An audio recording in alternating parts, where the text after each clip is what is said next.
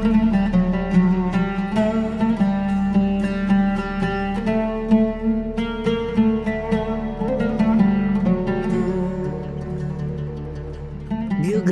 Habib Hussein bin Abu Bakar Al-Idrus, luar Batang. Al-Habib Hussein bin Abu Bakar Al-Idrus dilahirkan di Yaman Selatan, tepatnya di daerah Hadramaut, 3 abad yang silam. Beliau dilahirkan sebagai anak yatim yang dibesarkan oleh seorang ibu, di mana sehari-harinya hanya hidup dari hasil memintal benang pada perusahaan tenun tradisional.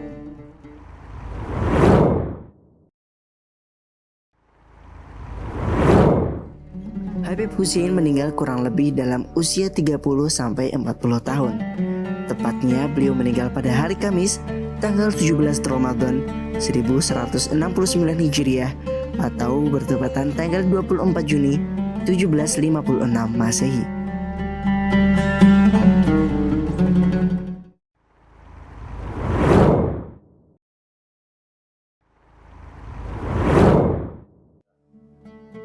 Al-Habib Hussein bin Abu Bakar bin Abdullah bin Hussein Al-Idrus, atau yang lebih kita kenal dengan sebutan Al-Habib Hussein Al-Idrus luar Batang.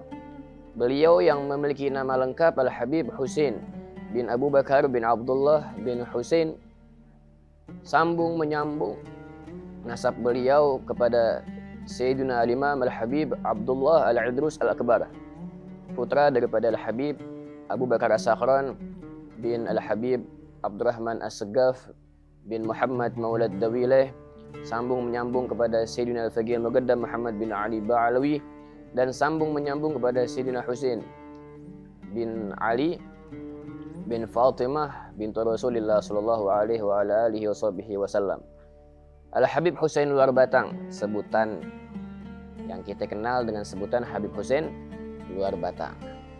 Habib Hussein ini beliau lahir di Miqab, tepatnya dekat desa Hazm, Hadramaut, Yaman Selatan. Tapi ada satu riwayat yang mengatakan beliau lahir di Mekah, Arab Saudi. Beliau dilahirkan dalam keadaan yatim dan diasuh oleh ibu beliau yang sangat luar biasa, yang pekerjaannya hanya memintal benang, tapi bisa menjadikan sosok Habib Hussein menjadi sosok yang sangat luar biasa. Karomahnya kita rasakan sampai detik ini. Ibunda beliau pekerjaannya adalah memintal benang, jadi tukang pintelin benang. Ketika beranjak dewasa, ibunda beliau menitipkan Habib Hussein yang sedang menginjak tahap dewasa kepada alim allama sufi di zamannya. Menuntut ilmu dengan tekun, menuntut ilmu dengan giat, bahkan semenjak muda, semenjak kecil udah kelihatan bahwasanya Habib Hussein ini mengungguli teman-teman yang lainnya dalam keilmuan, dalam adab, dalam akhlak, udah menonjol ketika masih kecil. Ketika libur, baru beliau pulang menemui ibunda beliau yang tercinta.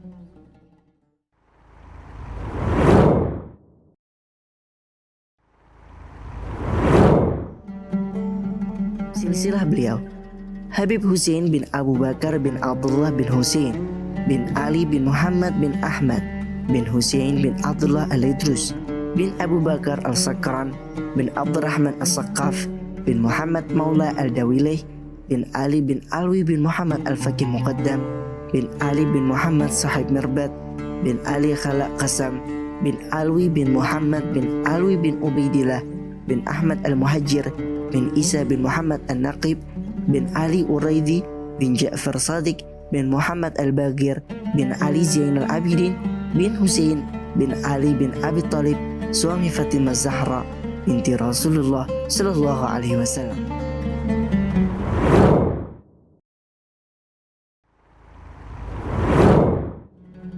Karomah beliau semenjak kecil udah kelihatan.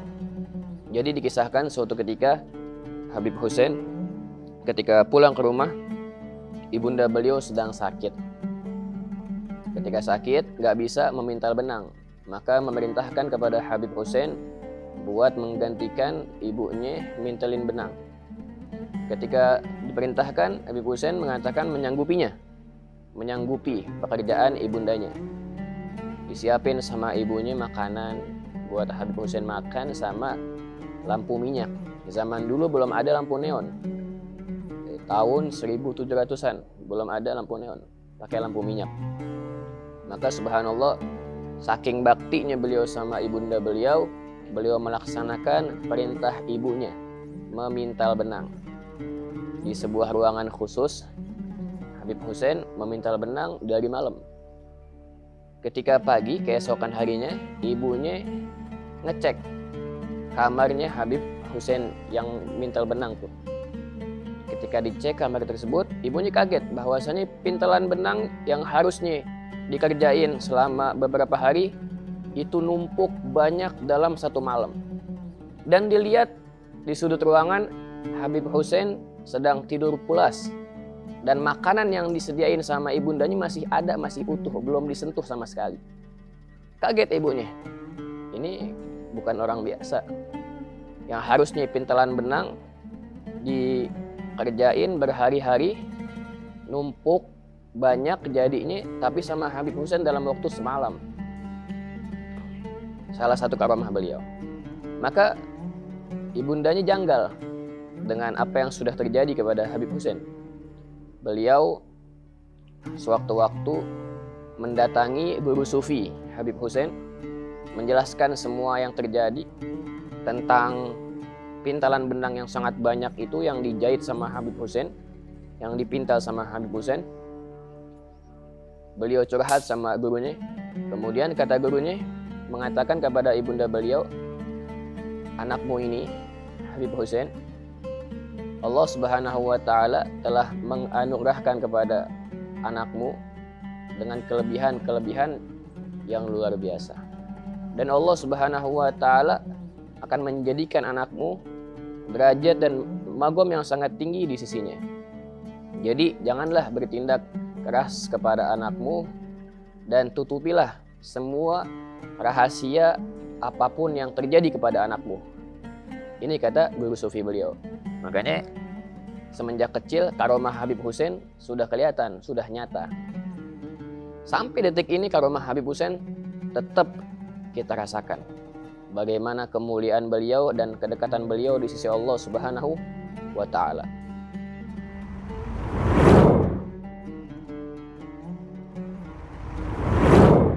Al-Imam Husain bin Abu Bakar Al-Idrus menimba ilmu kepada Qutbul Irsyad Al-Imam Abdullah bin Alwi Al-Haddad, dan menurut cukilan dari Al-Habib Ali bin Husain Al-Altas dalam kitabnya Tajul Arus mengatakan bahwa Al-Imam Husain bin Abu Bakar Al-Idrus sebelum hijrah ke Indonesia, beliau telah mendapatkan mandat kepercayaan dari guru beliau Al-Imam Abdullah bin Alwi Al-Haddad untuk melaksanakan dakwatul Islam.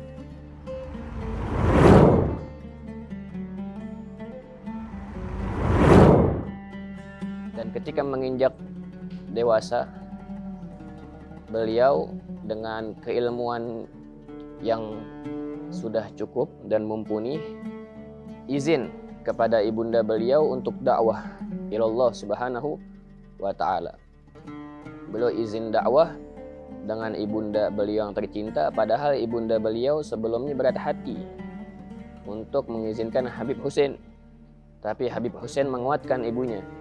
Beliau mengatakan, wahai ibuku, jangan sedih, jangan khawatir. Ketika nanti ada masalah apapun, insya Allah saya akan menghadapinya. Dan janganlah takut. Bertawakallah kita kepada Allah Subhanahu wa Ta'ala. Sesungguhnya Allah Subhanahu wa Ta'ala selalu bersama kita. Maka dengan diizinkan oleh ibunya Habib Hussein, dan kemudian setelah itu beliau langsung menemui kafilah, kapal, rombongan dagang, rombongan dagang kapal, menemui kepala kafilah rombongan tersebut yang pengen berangkat ke India buat berdagang, pengen minta izin buat numpang di kapal tersebut. Ketika mendapatkan izin dari kepala kafilah tersebut, keesokan harinya Habib Hussein bin Abu Bakar Al-Idrus Luar Batang ini, beliau berangkat dari Yaman menuju ke India. Sampai di India, beliau pun berpisah dengan kafilah kapal dan berangkat menuju ke kota Sorati atau yang lebih dikenal dengan kota Gujarat. Nah, di kota Gujarat ini penduduknya kebanyakan menganut agama Buddha. Dan juga di situ lagi betul-betul tandus, kekeringan. Dan banyak yang kena penyakit kolera, penyakit diare akut. Maka kedatangan Habib Hussein Al-Idrus disambut hangat oleh penduduk Gujarat India. Bahkan semuanya pun open sama Habib Hussein. Semua problematika yang ada pun diselesaikan sama Habib Hussein Al-Idrus. Dan di saat itu beliau masih sangat muda. Kemudian sampai seluruh penduduk Gujarat India menganggap ini Habib Hussein sebagai titisan dewa. Karena saking karomahnya Habib Hussein Luar Batang.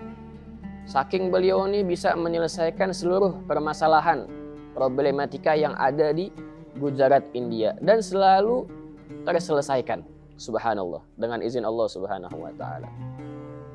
Maka Habib Hussein mengatakan, saya ingin membantu kalian. Saya ingin menjadikan kota ini makmur, subur.